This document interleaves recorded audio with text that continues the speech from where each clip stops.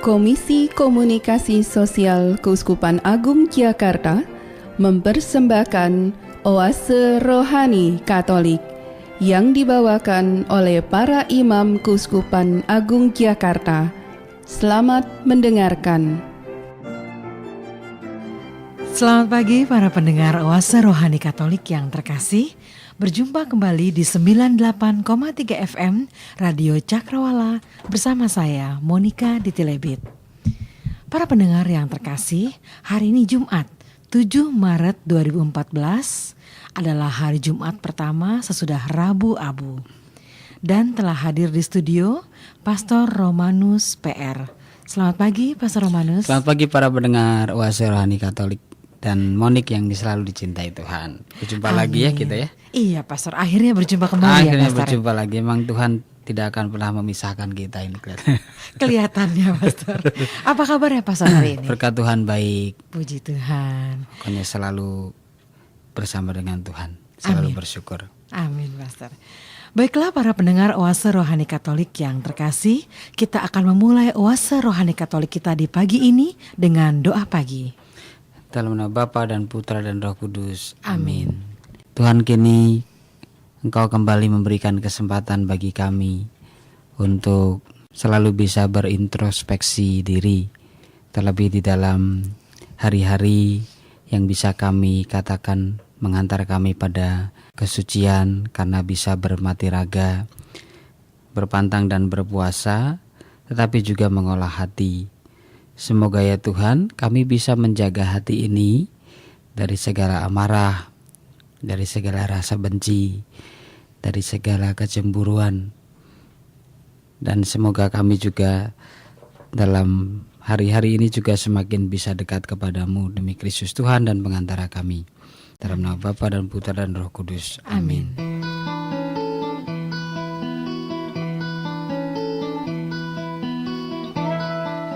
Perbincangan Rohani Injil hari ini.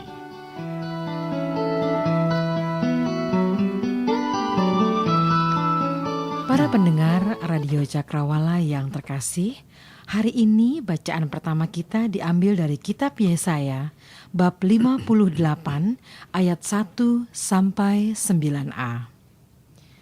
Beginilah firman Tuhan. Serukanlah kuat-kuat, janganlah tahan-tahan. Nyaringkanlah suaramu bagaikan sangkakala. Beritahukanlah kepada umatku pelanggaran mereka, dan kepada kaum keturunan Yakub dosa mereka. Memang setiap hari mereka mencari aku dan suka untuk mengenal segala jalanku. Seperti bangsa yang berlaku yang benar dan tidak meninggalkan hukum Allahnya, mereka menanyai aku tentang hukum-hukum yang benar. Mereka suka mendekat menghadap Allah dan bertanya, "Kami berpuasa, mengapa engkau tidak memperhatikannya juga? Kami merendahkan diri, mengapa engkau tidak mengindahkan juga? Camkanlah, pada hari puasamu, engkau masih tetap mengurus urusanmu, dan kamu mendesak-desak semua buruhmu. Sesungguhnya kamu berpuasa sambil berbantah dan berkelahi, serta memukul dengan tinju dengan tidak semena-mena.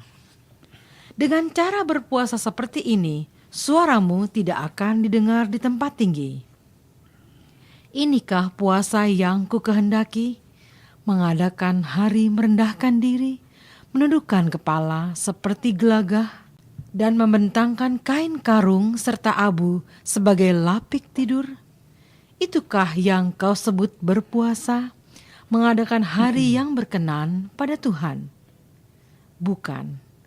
Berpuasa yang kukehendaki ialah engkau harus membuka belenggu-belenggu kelaliman dan melepaskan tali-tali kuk. Membagi-bagikan rotimu bagi orang yang lapar, dan membawa ke rumahmu orang miskin yang tak punya rumah. Dan apabila engkau melihat orang telanjang, supaya engkau memberi dia pakaian, dan tidak menyembunyikan diri terhadap saudaramu sendiri. Pada waktu itulah terangmu akan merekah seperti fajar, dan lukamu akan pulih dengan segera.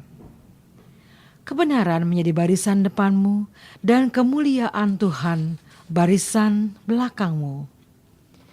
Pada waktu itulah engkau akan memanggil, dan Tuhan akan menjawab.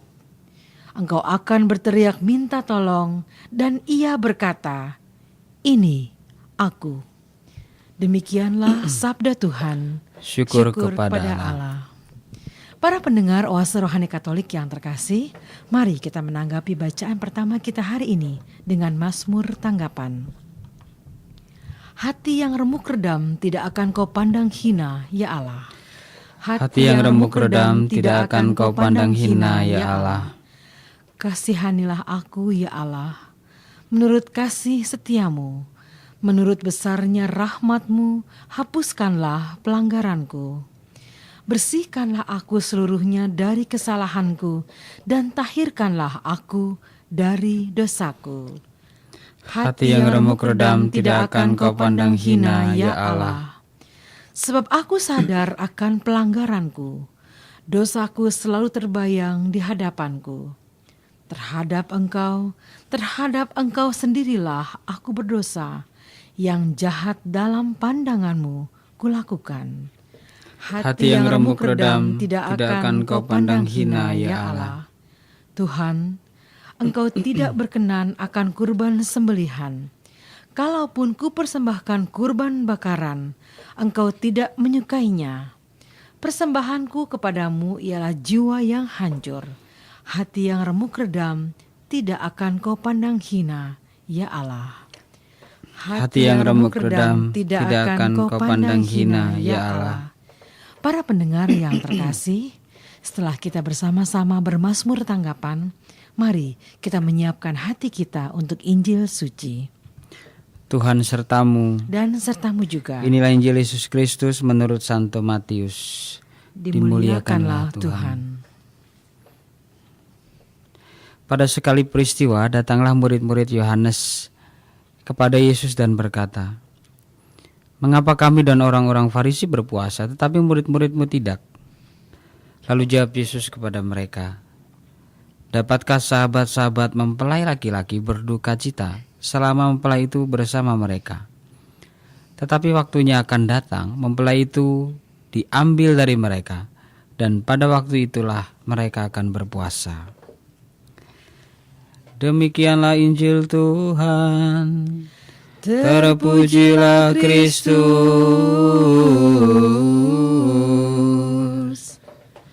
Para pendengar Oase Rohani Katolik yang terkasih, mari bersama-sama kita akan mendengarkan kabar sukacita yang akan disampaikan oleh Pastor Romanus untuk kita semua. Baik Pastor, ada kabar sukacita apa Pastor? Iya, Nabi saya mulai berteriak-teriak nih.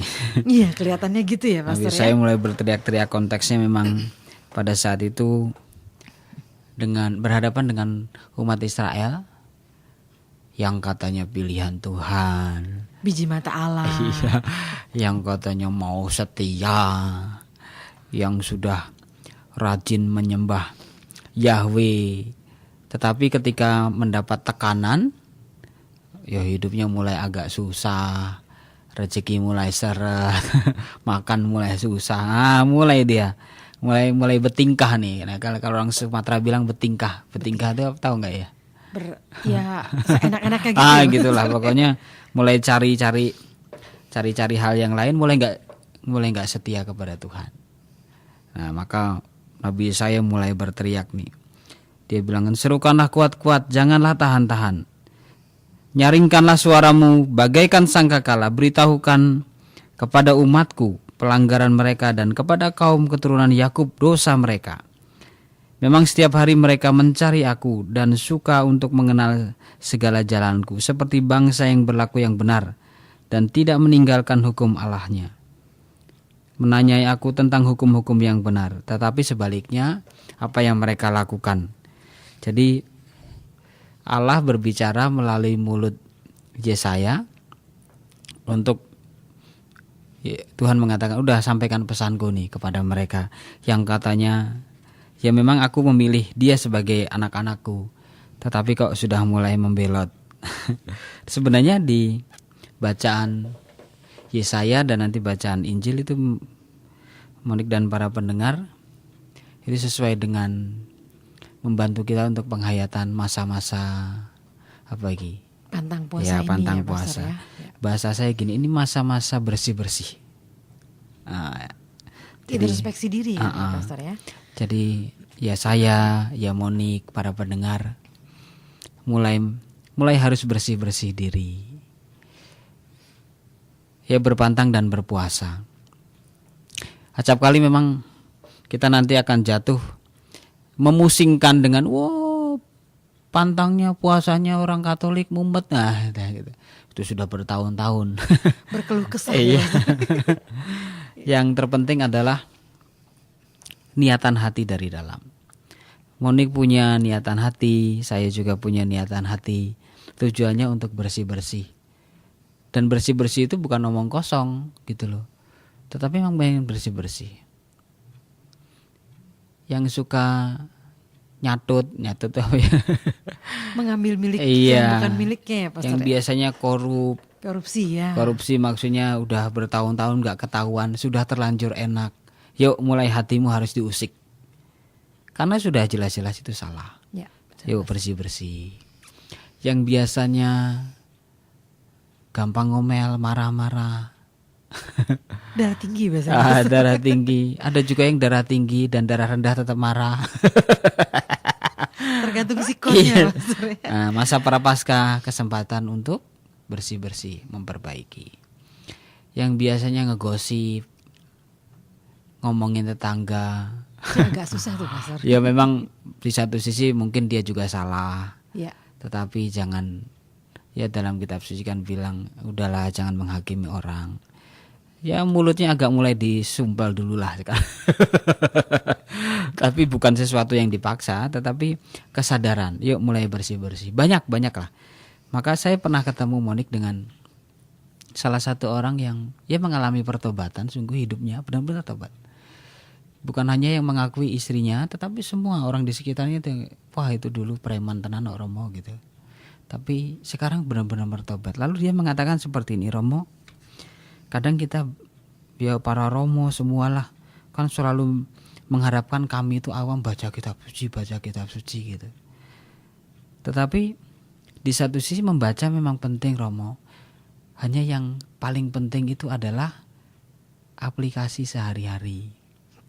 Nah itu menyentak saya loh. Contoh, Romo saya itu orang goblok katanya. Oh enggak, belajar kitab suci enggak kayak Romo. Ya saya batin saya sama saja sih Pak. Kita juga bergumul, saya bilang. Tapi saya itu ya baca kitab suci terus saya aplikasikan dalam kehidupan sehari-hari. Enggak besok Romo gitu. Tapi sekarang gitu lah. Hari ini saya dikasih kehidupan, saya juga punya masa lalu, ya sudah biarinlah. Yang penting saya hidup dalam kekinian sekarang. Nah ini menarik bagi saya. Kenapa saya ambil pengantar ini? Memang benar gitu loh. Contoh kitab Yesaya ini ya. Di sana kan dikatakan bahwa umat Israel, Allah ingin menegur sebenarnya, menegur umat Israel melalui mulut Yesaya, Nabi Yesaya. Karena Tuhan itu tahu bahwa dia pilihanku tapi kok nyeleweng gitu loh. Nah maka Tuhan mengajak yuk bersih-bersih, perbaiki lagi lah gitu. Dia mengatakan seperti ini di dalam kitab Nabi Yesaya. Berpuasa yang ku kehendaki, itu udah mulai ngomong puasa kan. Seperti kita ya, Pastor. Iya, berpuasa yang ku kehendaki. Engkau harus membuka belenggu-belenggu kelaliman dan melepaskan tali-tali kuk. Ini satu saja kan, baru ini loh peringatannya, harus membuka belenggu kelaliman. Nah, itu saya juga belajar dari Bapak itu. Apa Romo membuka belenggu-belenggu kelaliman? Ya misalnya kalau di kantor senengannya marah-marah gitu ya. Nah masa prapaskah ini kesempatan kita oke, pada saat tertentu tegas penting. Tetapi cara menyampaikan kerap kali. Lah kalau seandainya enggak kok, marahnya kan hanya sesekali, tapi kalau marahnya sering itu kan bermasalah, bukan orang lain yang masalah kita. Membuka kelaliman itu ya keburukan-keburukan yang Romanus miliki lah, yang Monik miliki lah. mulai diurai. Mulai diperbaiki, mulai diurai, mulai dibersihkan lagi. Kan kesempatan untuk membersihkan sekarang ini. Betul, Rom. Iya kan? Ya. Saya punya kekurangan sendiri, Monik juga pasti juga punya kelebihan dan kekurangan, para pendengar juga. Membuka kelaliman. Nah, itu aplikasinya apa dalam hidup sehari-hari? Ya kalau tadi punya kecenderungan marah, yuk coba introspeksi, perbaiki. Yang misalnya pada pagi hari ini, mohon maaf, kalau seandainya ada pribadi-pribadi yang setia dalam pilihan hidup dalam keluarga, juga kami gitu. Kalau sampai sekarang setia, bersyukurlah.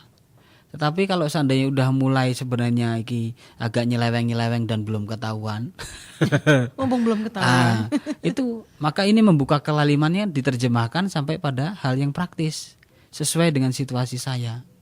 Yuk perbaiki. Atau bentuk-bentuk yang lainnya lah. Pelayanan, apalagi ini kan tahun pelayanan. Pelayanan kita yang ternyata masih pamrih, pengen dipuji gitu. Nah, itu harus mulai diperbaiki motivasinya. Nah, itu.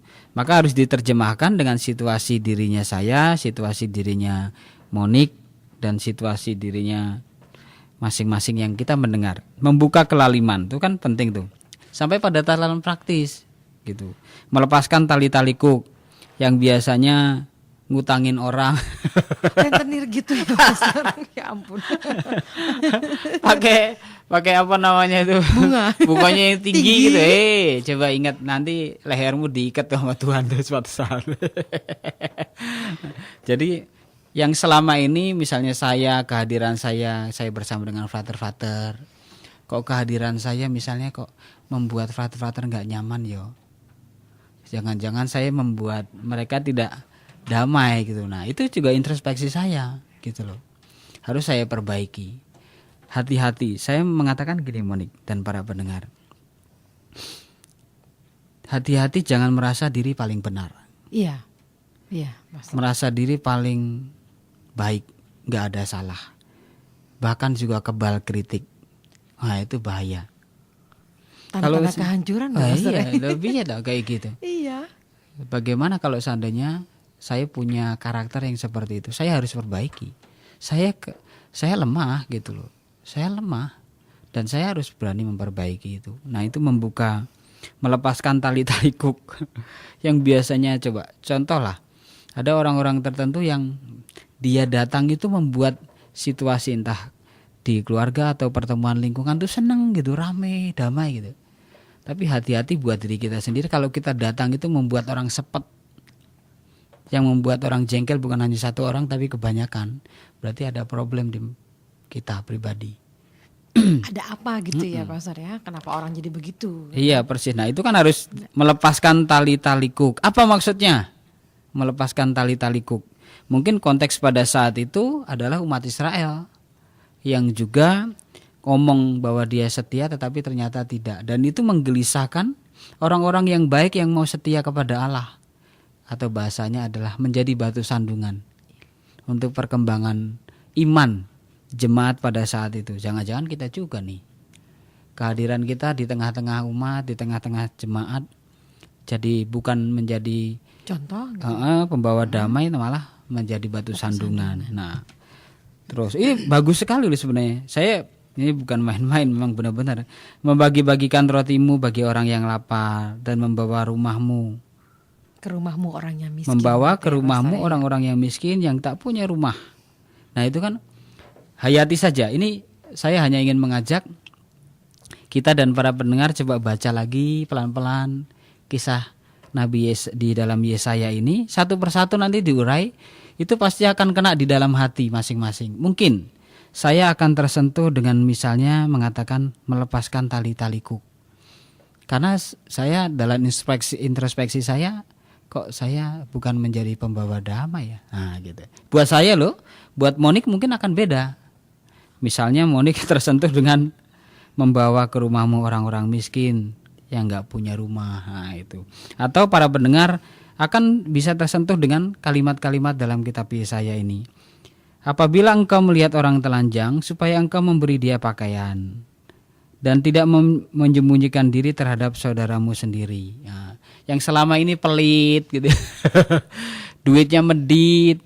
Kalau saudara langsung menghindar gitu. Ya tahulah bahwa salah satu saudaranya tukang ngutang. Ya oke, di satu sisi kasih pelajaran. Tapi karena apa? Jangan. Ngutang tapi nggak dibalikin kan jengkel dah. Masa yang memberi utangan harus yang selalu menegur. Iya, tahu diri kayak ngutang juga kelihatannya tenang-tenang aja, nah gitu. Kadang-kadang galakan yang ngutang. Nah, itu. Yang seperti itu. Ya. Atau saya hanya ingin mengatakan gini. Justru dalam situasi masa prapaskah, masa tenang, masa hening, masa bersih-bersih ini, jangan tinggalkan sabda kitab suci. Kalau bisa menjadi makanan sehari-hari itu baca sabda. Sampai nanti seperti catatan Bapak tadi harus sampai pada aplikatif. Kehidupan sehari-hari kita aplikasikan gitu ya Pastor. Sampai pada kehidupan sehari-hari. Ya. Misalnya ya udah ada orang yang bilang pasti kan punya niatan masing-masing. Pengen bermasa prapaskah ini 40 hari kan 40 hari ya. Iya. Ya saya ingin berbagi Romo, menyantuni, tapi saya nggak ingin diketahui orang. No name istilahnya ya Mas. Itu kan baik. Ya. Itu akan lebih mengisi hati loh. Mengisi hati saya, mengisi hati Monik dan mengisi hati Bapak tadi yang mengatakan punya niatan pribadi. Bahkan istri saya nggak perlu tahu, anak-anak saya nggak perlu tahu. Udah cukup saya sama Tuhan yang tahu. Itu pun belum seberapa kok gitu. Nah itu cara bersih-bersihnya dengan cara salah satunya Bapak tadi seperti itu. Itu yang biasanya nggak pernah terlibat di lingkungan, nggak pernah libat di RT RW. Nah itu kan susah untuk mengawali, tapi harus mulai. Nah niat-niat seperti itu saya hanya ingin mengatakan yang pertama, semoga di masa prapaskah ini saya dan Monik dan para pendengar menambah porsi untuk merenungkan sabda. Itu yang pertama, karena akan lebih dalam. Lalu dia mengatakan pada waktu itulah terangmu akan merekah seperti fajar. Nah, dan lukamu akan pulih dengan segera. Jadi kalau seandainya orang-orang konteks kita sekarang mau mendengarkan sabda, merenungkan, pasti akan diisi oleh Tuhan. Kemudian pasti hidup kita akan merekah seperti fajar. Bahkan bukan hanya itu, jangan-jangan kita dipulihkan. Betul, Mas. Iya, kita dipulihkan. Itu penting sekali. Akan dipulihkan. Udah sekarang tidak usah terlalu ribut. Peraturan pantangnya seperti ini. Iya betul Pak. Itu Monik makanya lagi nulis-nulis. Kayaknya orang kadang-kadang pantangnya yang gimana gitu kan. Katanya kalau memang bukan hobinya dia, pantang sama juga bohong gitu ya Pak. Nah itu kan sekarang ada peraturan yang dikeluarkan berdasarkan dengan ya hukum gereja gitu ya. Itu kan minimal. Ya. Itu minimal loh itu. Minimal. Peraturan-peraturan itu sebisa mungkin menjadi inspirasi. Ya. Tetapi yang paling penting itu yaitu sungguh-sungguh niat dari dalam. Bentuk-bentuk lahiriah penting, misalnya ya pantang. Yang biasanya kalau ngelihat daging itu ngiler. Mau bukan hanya ngiler, udah nyaplok, itu daging belum datang udah nelan lidah gitu. Udah nelan lidah. Iya. Nah, itu kan lahiriah ya, Monik dan para pendengar. Ya. Itu bisa membantu, jangan disepelekan loh. Itu bisa membantu. Gitu.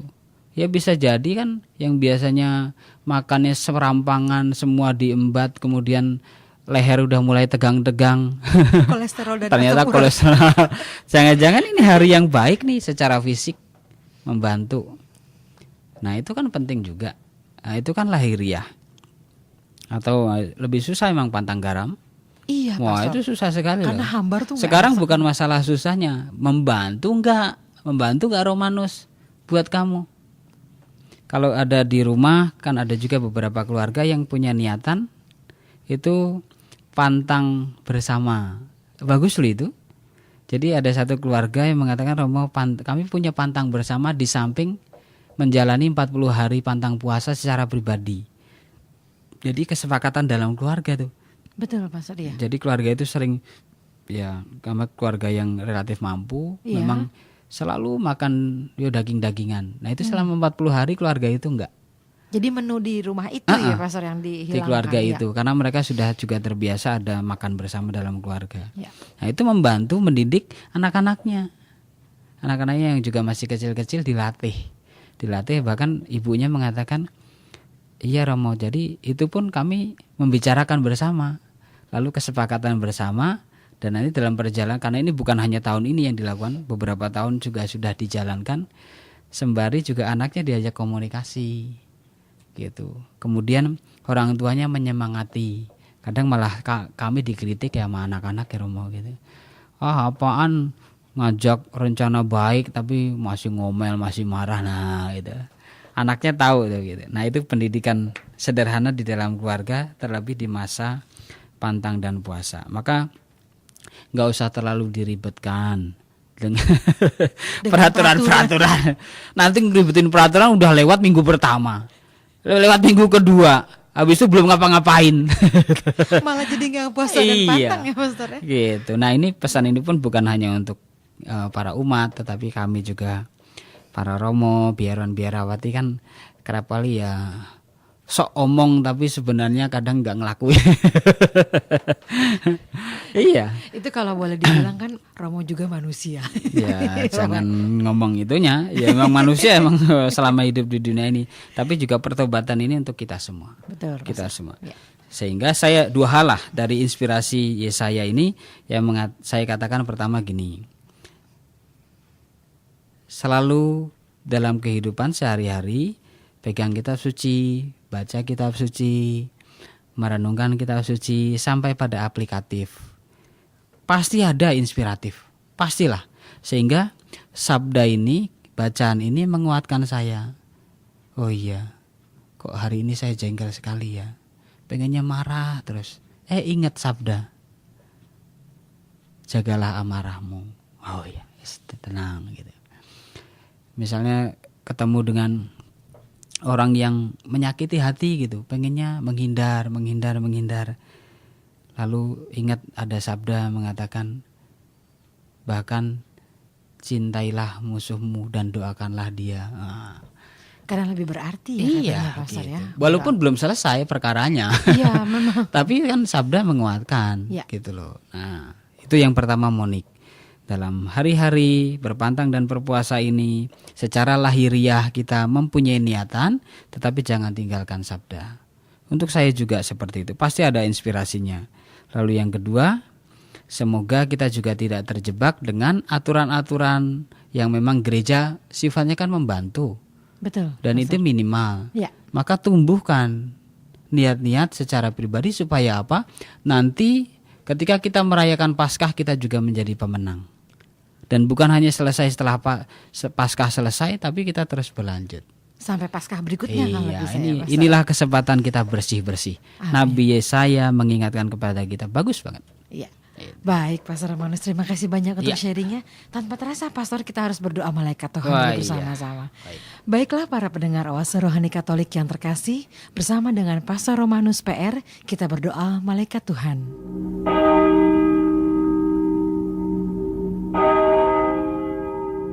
Marilah berdoa. Dalam nama Bapa dan Putra dan Roh Kudus. Amin. Maria diberi kabar oleh malaikat Tuhan bahwa ia akan mengandung dari Roh Kudus. Salam Maria, penuh rahmat, Tuhan sertamu. Terpujilah engkau di antara wanita, dan terpujilah buah tubuhmu Yesus. Santa Maria, Bunda Allah, doakanlah kami yang berdosa ini, sekarang dan waktu kami mati. Amin. Aku ini hamba Tuhan. Terjadilah padaku menurut perkataanmu. Salam Maria, penuh rahmat, Tuhan sertamu. Terpujilah engkau di antara wanita, dan terpujilah buah tubuhmu Yesus. Santa Maria, Bunda Allah, doakanlah kami yang berdosa ini, sekarang dan waktu kami mati. Amin. Sabda sudah menjadi daging dan tinggal di antara kita. Salam Maria, penuh rahmat, Tuhan sertamu. Terpujilah engkau di antara wanita, dan terpujilah buah tubuhmu, Yesus. Santa Maria, Bunda Allah, doakanlah kami yang berdosa ini, sekarang dan waktu kami mati. Amin. Doakanlah kami, ya Santa Bunda Allah, Supaya kami dapat menikmati janji Kristus. marilah berdoa. Ya Allah, karena kabar malaikat, kami mengetahui bahwa Yesus Kristus Putramu menjadi manusia. Curahkanlah rahmat-Mu ke dalam hati kami, supaya karena sengsara dan salibnya, kami dibawa kepada kebangkitan yang mulia, sebab Dialah Tuhan pengantara kami. Amin. Dalam nama Bapa dan Putra dan Roh Kudus. Amin. Pendengar yang terkasih, hari ini 7 Maret Gereja Katolik memperingati Santa Perpetua dan Santa Felicitas. Perpetua dan Felicitas tinggal di Kartago, Afrika Utara pada abad ketiga. Itu adalah masa ketika terjadi penganiayaan yang mengerikan terhadap orang Kristiani oleh Kaisar Septimus Severus. Perpetua yang berusia 22 tahun adalah putri seorang bangsawan kaya. Ketika remaja, ia mendapatkan apapun yang ia inginkan. Akan tetapi, ia menyadari bahwa ia mengasihi Yesus dan iman Kristianinya melebihi apapun yang bisa diberikan oleh dunia ini. Tiada heran bila kemudian ia ditahan dan dijatuhi hukuman mati. Ayah Perpetua bukan orang Kristiani. Terluka hatinya karena membayangkan dirinya akan kehilangan putri kesayangannya. Ia mencoba untuk meyakinkan Perpetua supaya membuang iman Kristianinya. Namun Perpetua menjawab, "Bisakah sebuah guci disebut dengan nama lain? Begitupun aku tidak bisa memiliki identitas lain. Aku seorang Kristiani." Ini merupakan keputusan sulit karena Perpetua tahu bahwa ia harus meninggalkan suami dan bayinya. Felicitas, pembantu Perpetua yang juga seorang Kristiani, adalah seorang budak. Ia dan Perpetua adalah sahabat karib. Mereka saling membagikan iman dan kasihnya terhadap Yesus. Seperti Perpetua, Felicitas juga bersedia mengorbankan hidupnya demi Yesus dan imannya. Ia dijebloskan ke dalam penjara bersama Perpetua. Felicitas adalah seorang istri yang masih muda dan sedang mengandung. Bayinya lahir saat ia berada di penjara. Bayi itu kemudian diadopsi oleh seorang wanita Kristiani yang baik. Felicitas sangat bahagia karena ia bisa mati sebagai seorang martir. Perpetua dan Felicitas dengan berani menjalani kematian sebagai martir di sebuah amfiteater yang dipertontonkan untuk umum. Mereka dihadapkan dengan hewan-hewan liar, kemudian dihukum pancung. Mereka meninggal sekitar tahun 203.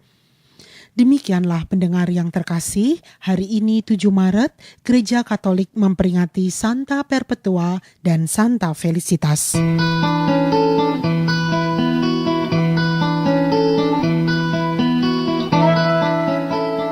Dialog Iman Katolik.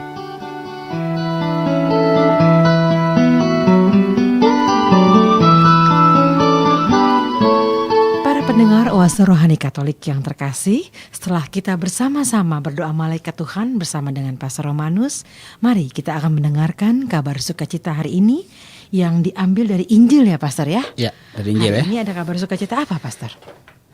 Kabar sukacitanya ini menegaskan. Nah ini, maka bacaan-bacaannya memang menuntun kita untuk menghayati masa Prapaskah. Nah ini kan baru Rabu-Abu. Berapa hari yang lalu? Ya, 2 hari yang lalu. 2 hari yang lalu. Itu bukan hanya simbol, tetapi membantu kita dalam penghayatan.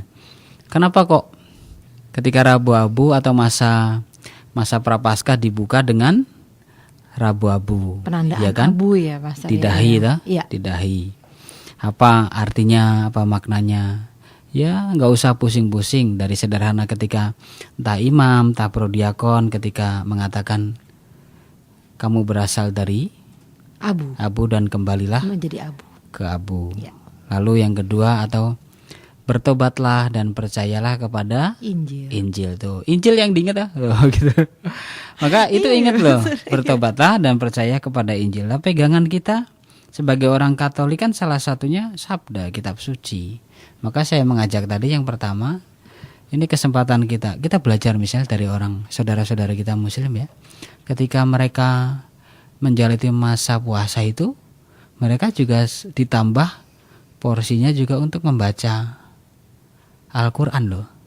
Bahkan saya sempat mendengar kalau seandainya penceramah atau siapa saja ketika masa berpuasa itu kemudian dia membacakan dengan bahasa Arab, bahasa sucinya, itu pahalanya tambah. Itu hanya membacakan loh. Nah itu, ya itu cara mereka. Demikian juga dengan kita, jangan sampai lepas dari kitab suci, karena bahkan di dalam abu yang dioleskan di dahi kita itu, bertobatlah dan percayalah kepada Injil. Nah itu inspirasi saya. Atau bahkan kau berasal dari abu dan kembalilah ke abu, untuk mengingatkan. Maka bacaan-bacaan ini menuntun kita sampai ke arah sana. Jadi kalau sampai hari ini masih ada yang bingung, pantang puasanya opo, salah apa enggak pantangnya, cepet gitu. Harus cepet, ayo cepet ditentukan. Sebelum tiba-tiba sudah Paskah lagi ya Pastor. Cepet ditentukan. Niatannya itu mulai ditekuni, mulai dijalani. Jangan sampai nanti sudah lewat prapaskah pertama, prapaskah kedua masih bingung. Bingung peraturannya, guys. Bilang aja nggak mau ya Pastor. Ngeles terus jadi. Maka di dalam bacaan Injil Matius kembali lagi Yesus menegur dari kisah sederhana, yaitu murid Yohanes datang kepada Yesus. Dia tanya, kenapa murid-muridmu kok nggak berpuasa, tapi murid-murid seperti kami, murid-murid Yohanes dan orang Farisi berpuasa. Apakah teks ini real dalam pengertian memang murid-muridnya Yesus ini cara hidupnya dipandang tidak oke? Saya juga tidak tahu persis tahu, tetapi setidaknya jawaban Yesus yang menjadi pegangan saya. Dia mengatakan, dapatkah sahabat-sahabat mempelai laki-laki berduka cita selama mempelai itu bersama mereka? Untuk mengatakan gini, udahlah, kamu tuh gak usah nuduh orang, introspeksi. Gak usah bertanya hal-hal yang kayaknya gimana gitu ya Pastor ya. Bahwa nanti ketika kita bertanya memang ada kebenarannya, it's okay. Ya. Gak apa-apa, itu juga bisa menjadi masukan. Mungkin Yesus bilang gitu. Atau saya yang bilang nih. Tetapi kalau seandainya ya udah memberi masukan boleh, tapi yuk bercermin pada diri kita sendiri, itu penting. Nah itu yang ditegaskan di dalam Injil Matius. Lah sekarang nanti kan banyak diisi dengan bentuk-bentuk devosi juga banyak tuh. Ya ada jalan salib nanti. Iya, betul, kemudian Pak. Juga misal pentataan sakramen Maha Kudus kan masih juga berjalan. Nah, bentuk-bentuk yang lainnya novena secara rohani. Ilahi, itu. Ya. Maka Yesus mengatakan kalau seandainya murid-murid Yohanes melihat kebenaran, oke, enggak apa-apa, terima kasih. Tetapi ya sudah, lihat. Kamu harus ingat. Nah, dalam Injil Matius bagusnya ini. Dia itu menekankan bahwa kamu tuh kok enggak sadar-sadar ya bahwa saya ini Tuhan gitu loh. Yesus ingin mengatakan, kamu nggak ngelihat, kamu nggak ngelihat bahwa di sekitar murid-muridku itu saya gitu loh, penyelamat, tapi nggak sadar-sadar gitu loh. Yang ada hanya kritik.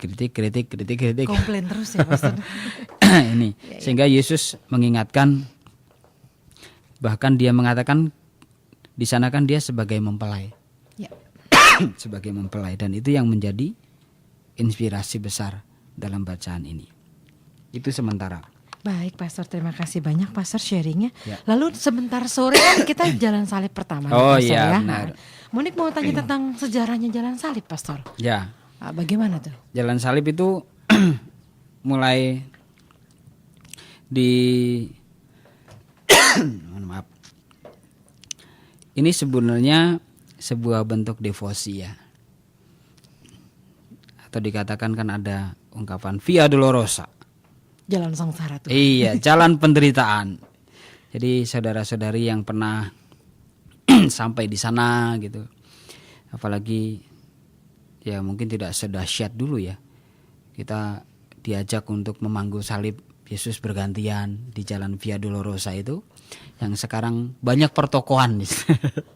Suatu Jadi ketika toko souvenir ya, ya. toko souvenir.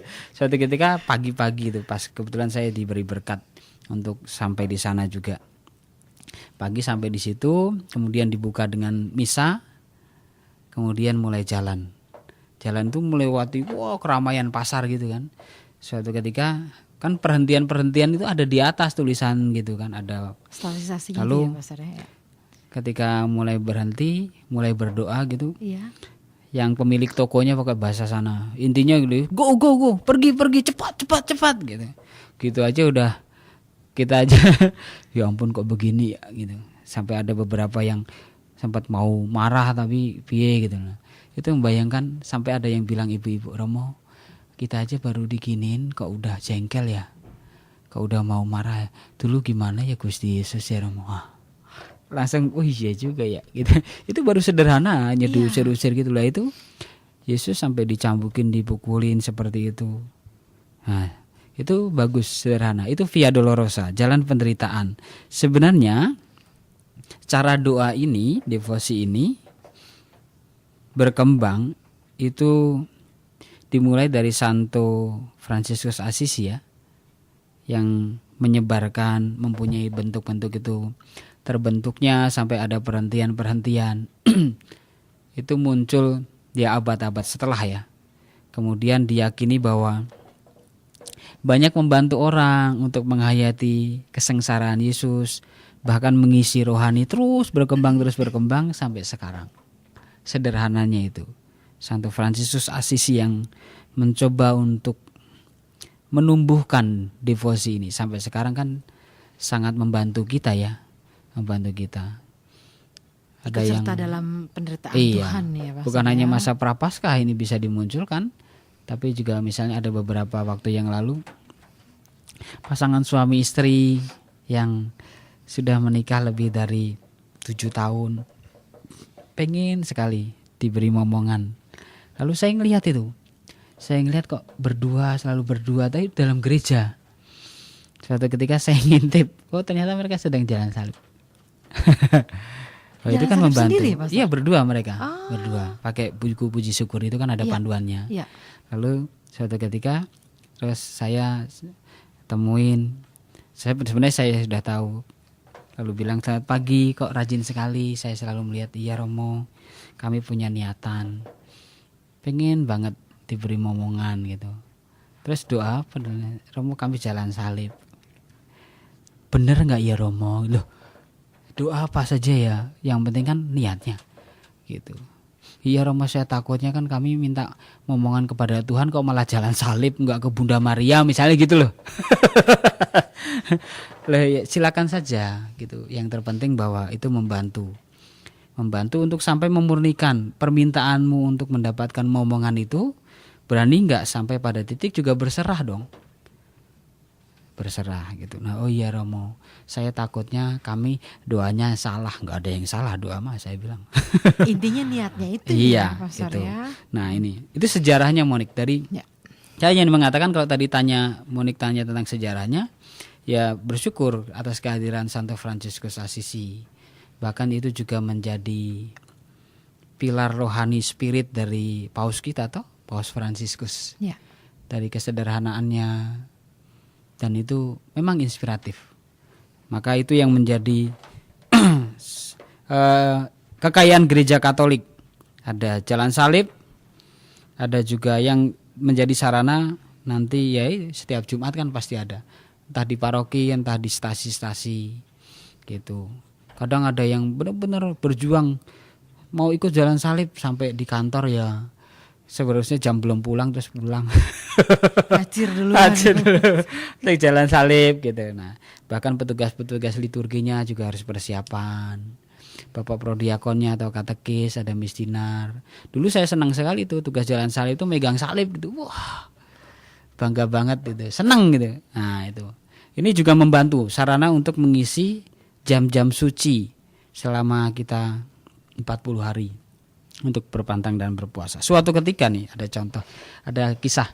Suatu ketika ada terjadi di Filipina. Suatu ketika ada seorang romo, seorang imam yang ditugaskan dari paroki yang ya umatnya rame, aktif, kemudian juga mampu. Lalu Bapak Uskup minta supaya romo ini pindah ke salah satu paroki yang kumuh, slum area. Gitu. Di situ Bapak Uskup mengatakan, ya kamu harus berhadapan dengan umat kita juga, tapi juga ada yang pencoleng, pencopet, perampok gitu. Kriminalnya tinggi ya. Apalagi Pastor, mayoritas Filipina kan Katolik kan. Lalu romo bilang siap. Lalu dia persiapan, kemudian perpisahan, lalu pindahlah ke paroki yang terpencil itu. Lalu dia harus orientasi tempat, maka dia harus masuk mengunjungi umatnya di ganggang sempit. Suatu ketika sore. Ya. Sore hari dia belusukan ke ganggang gitu. Tiba-tiba dari belakang itu kok ada senjata tajam. Dia pikir apa gitu. Oh ternyata ada orang. Nodong dia. Iya ternyata. Dia bilang serahkan uangmu gitu kan. Takut sih tapi dia langsung ya sudah silakan aja ambil dompet saya gitu. Lalu diambillah dompetnya di saku belakang itu sama perampoknya itu, terus dia buka masih ada remang-remang masih kelihatan. Kemudian dia ambil kan beberapa peso itu ada uang. Lalu dia pikir ini ada ATM. Dia pikir dia buka-buka ternyata bukan ATM tapi setiap imam itu ada yang disebut celebrate card. Itu ya semacam identitas bahwa salah satunya ini indikasi sebagai seorang imam. Iya. Di situ ada tulisannya priest gitu. Kaget dia. Loh. Oh, kamu imam, kamu romo gitu. Ini pakai bahasa Indonesia. Oh, kok kamu tahu gitu. Iya, ini kok ada tulisannya gitu. Wah, maaf, waduh, ampun tuh. Ampun ternyata itu pencopetnya itu perampok itu Katolik ya. Maaf pastor gitu. Lalu romonya udah nggak apa-apa gitu. Nah itu kejadiannya kan pas masa prapaskah seperti ini. Lalu romonya aja udah yuk kita ke warung situ kita ngobrol sebentar. Iya pastor gitu. Lalu romonya nawarin karena romonya ngerokok kan. Tawarin mau ngerokok gitu. Oh maaf pastor saya pantang rokok gitu. Di satu sisi juga itu menyentak romonya, tetapi kita pikir, loh, coba itu pantang rokok tapi masih nyopet. Gitu loh. Saya hanya ingin mengatakan dari kisah ini, sarana-sarana fisik itu penting. Ya pantang ngopo. Tapi kalau seandainya masih bisa pantang rokok tapi masih melakukan perbuatan yang lebih dahsyat kedosaannya itulah buat apa gitu. Maka sungguh-sungguh benar harus dari kedalaman diri. Supaya apa?